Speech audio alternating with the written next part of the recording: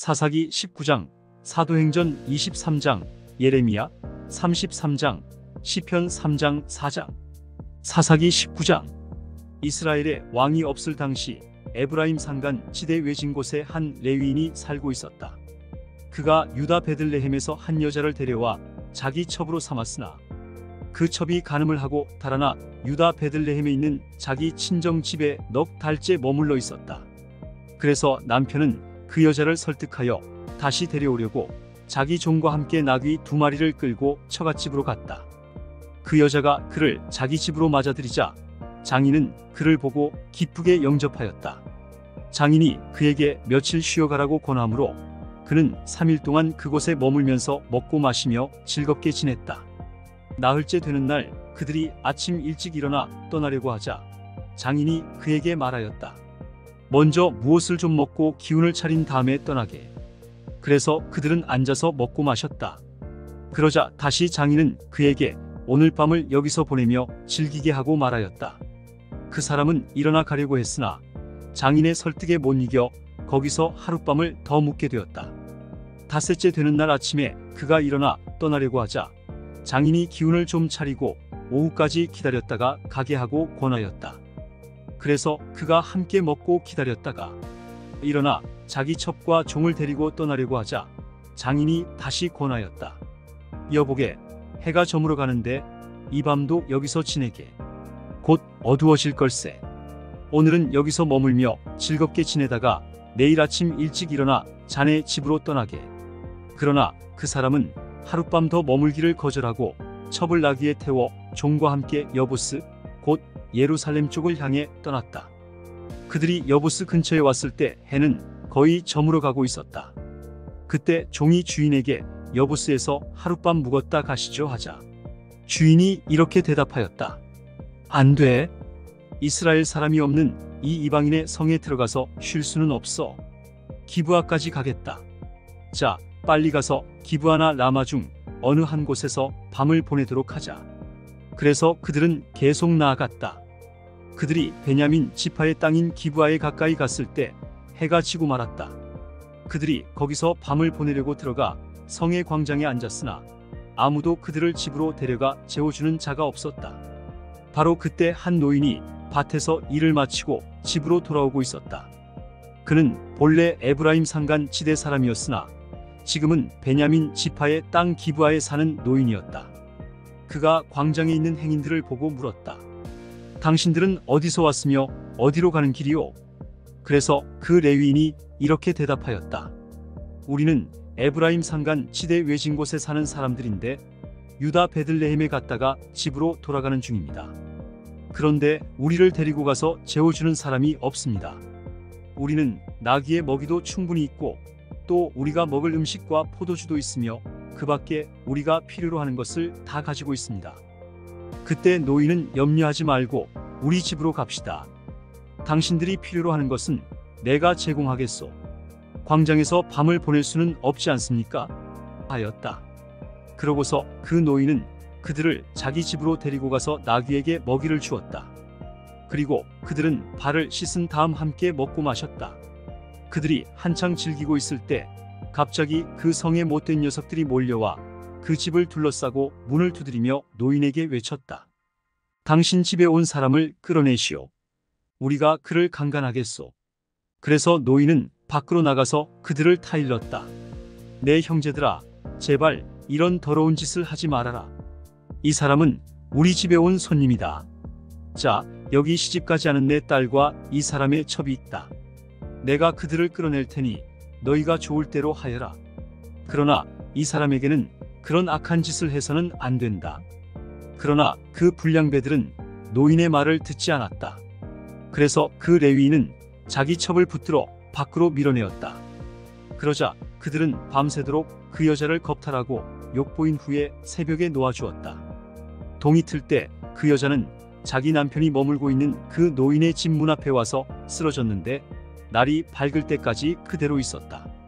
그 여자의 남편이 아침에 일어나 떠나려고 문을 열고 나왔을 때 자기 첩이 문지방에 2 손을 뻗친 채 문간에 쓰러져 있었다. 그때 그가 일어나시오. 갑시다 하였으나 아무 대답이 없었다. 그래서 그는 그 여자의 시체를 나귀에 싣고 자기 집으로 갔다.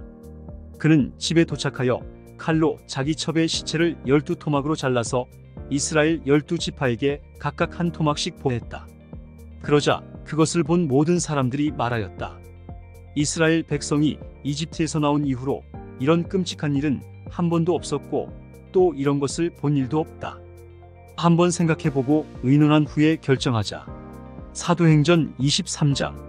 바울이 의회 의원들을 바라보며 형제 여러분, 나는 이날까지 하나님 앞에서 철저하게 선한 양심으로 살아왔습니다 하고 말하자 대제사장 아나니아가 곁에 서 있는 사람들에게 바울의 입을 치라고 명령하였다. 그때 바울이 그에게 이 위선자야, 하나님이 너를 치실 것이다. 내가 나를 율법대로 재판한다고 거기에 앉아서 오히려 율법을 어기고 나를 치라고 하느냐 하였다. 곁에 선 사람들이 하나님의 대제사장에게 그런 모욕적인 말이 어디 있소? 하자 바울이 이렇게 말하였다. 형제 여러분, 나는 그가 대제사장인 줄 몰랐습니다. 성경에도 너희 백성의 지도자를 욕하지 말라 고 기록되어 있습니다. 바울은 의회 의원 중 일부는 사두개파이고 일부는 바리새파인 것을 알고 큰 소리로 이렇게 외쳤다. 형제 여러분, 나는 순수한 바리새파 사람입니다. 내가 지금 신문을 받는 것은 죽은 사람이 부활한다는 희망 때문입니다. 바울이 이 말을 하자 바리새파와 사두개파 사이에 다툼이 생겨 의회는 둘로 갈라졌다. 사두개파는 부활이나 천사나 영이 없다고 주장하는 반면 바리새파는 그 모든 것을 다 인정하였다. 의회가 온통 소란해지자 바리새파에서 몇몇 율법학자들이 일어나 우리가 보니 이 사람에게는 아무런 잘못이 없습니다.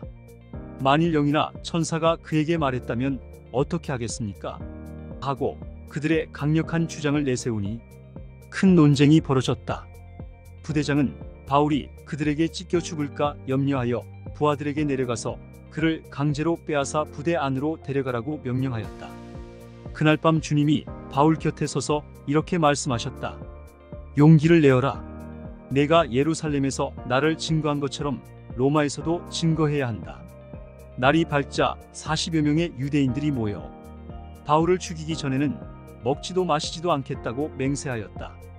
그들은 대제사장들과 장로들에게 가서 이렇게 말하였다. 우리가 바울을 죽이기 전에는 아무것도 먹지 않기로 굳게 맹세했습니다. 그러므로 여러분은 바울에 대한 것을 좀 더 자세히 조사하려는 것처럼 하여 부대장에게 그를 의회에 데려오라고 하십시오. 우리는 준비하고 있다가 그가 도착하기 전에 죽여버리겠습니다.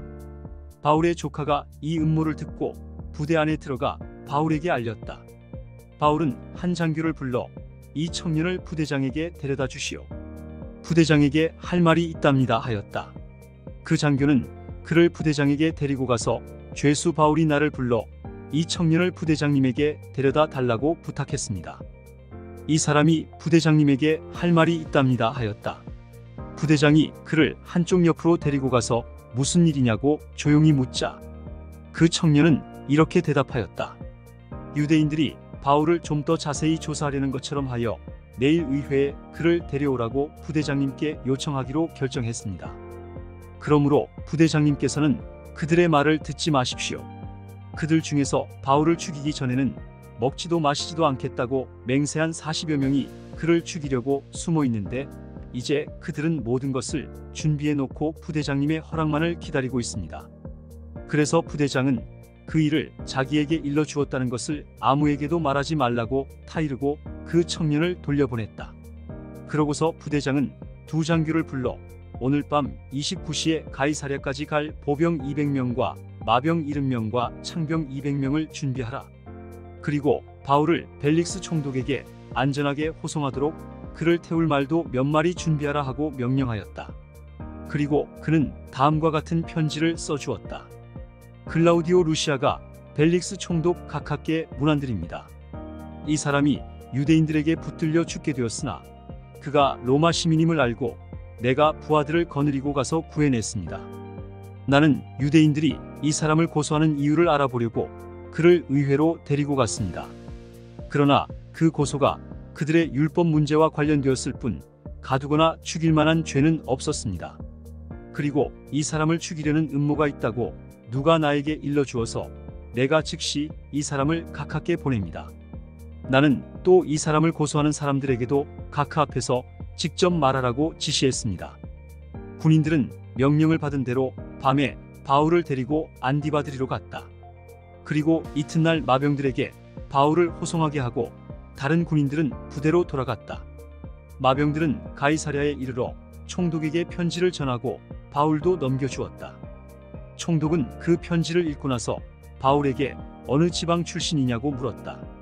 바울이 길리기아 출신이라고 대답하자 너를 고소하는 사람들이 도착하는 대로 내 변명을 듣도록 하겠다 하고 바울을 헤롯의 관저에 가둬두라고 명령하였다.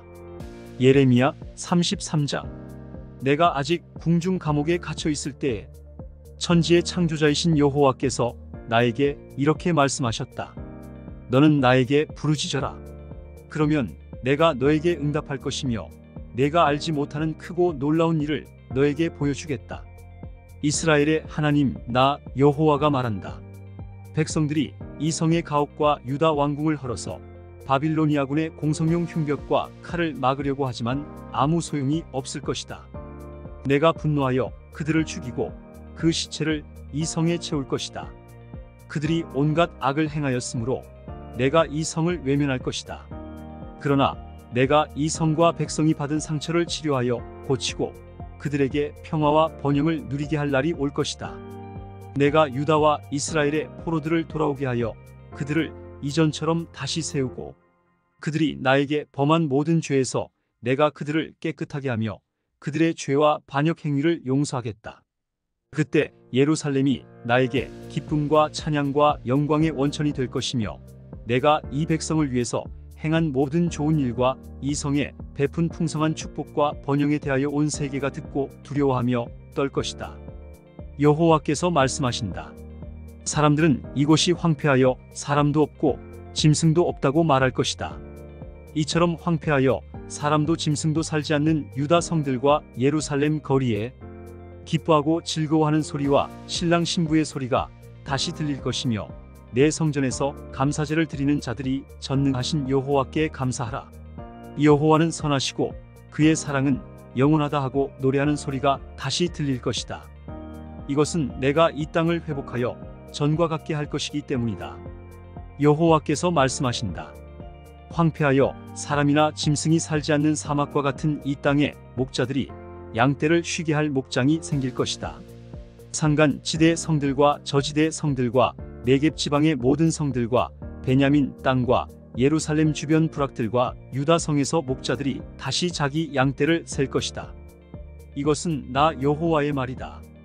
여호와께서 다시 말씀하신다. 내가 이스라엘과 유다 백성에게 약속한 것을 이행할 날이 올 것이다. 그때 내가 다윗의 후손 가운데서 한 의로운 왕을 일으킬 것이니 그가 세상에서 공정하고 옳은 일을 행할 것이다. 그날에 유다와 예루살렘 백성이 구원을 얻고 안전하게 살 것이며 예루살렘은 여호와 우리의 의라고 불려질 것이다. 나 여호와가 말한다. 다윗의 후손 가운데서 이스라엘의 왕위에 앉을 자가 끊어지지 않고 내 앞에서 번제와 소제와 그 밖에 다른 희생 제물을 드리며 나를 섬기는 레위 지파의 제사장들도 끊어지지 않을 것이다. 여호와께서 나에게 다시 말씀하셨다. 너희가 만일 내가 정한 낮과 밤의 질서를 파괴하여 낮과 밤이 제때에 오지 않도록 할 수 있다면 내가 내 종 다윗과 맺은 계약도 너희가 깨뜨려 그의 왕위에 앉아 다스릴 후손이 없도록 할 수 있을 것이며 나를 섬기는 제사장 레위인들과 맺은 나의 계약도 깨뜨릴 수 있을 것이다. 하늘의 별과 해변의 모래를 셀 수 없듯이 내가 내 종 다윗의 후손과 나를 섬기는 레위인을 셀 수 없을 만큼 번성하게 하겠다. 여호와께서 다시 말씀하셨다.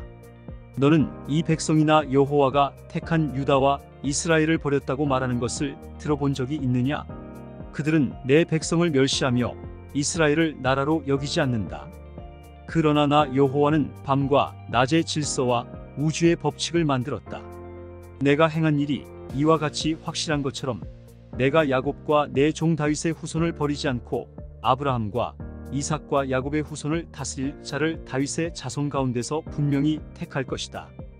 그리고 내가 내 백성을 이전 상태로 회복시키고 그들을 불쌍히 여길 것이다. 시편 3장 4장. 여호와여, 나의 원수가 어찌 이렇게도 많습니까?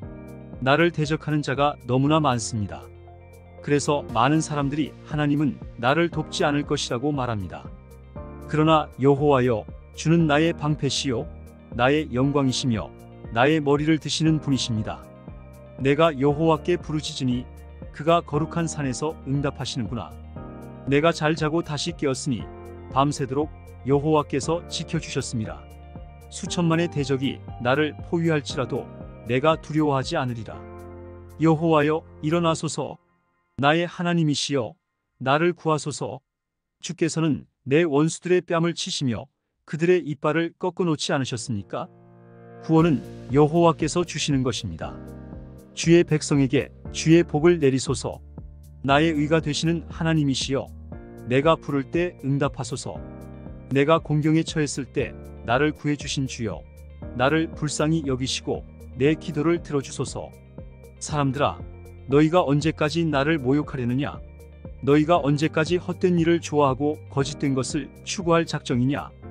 너희는 기억하라. 여호와께서 자기를 위해 경건한 자들을 택하셨으니 내가 부르짖을 때 들어주실 것이다. 너희는 화가 난다고 죄를 짓지 말아라. 자리에 누워 조용히 생각하며 너희 마음을 살펴라. 여호와께 옳은 제사를 드리고 그를 신뢰하여라. 누가 우리에게 선을 보이겠는가? 하고 많은 사람들이 묻고 있습니다.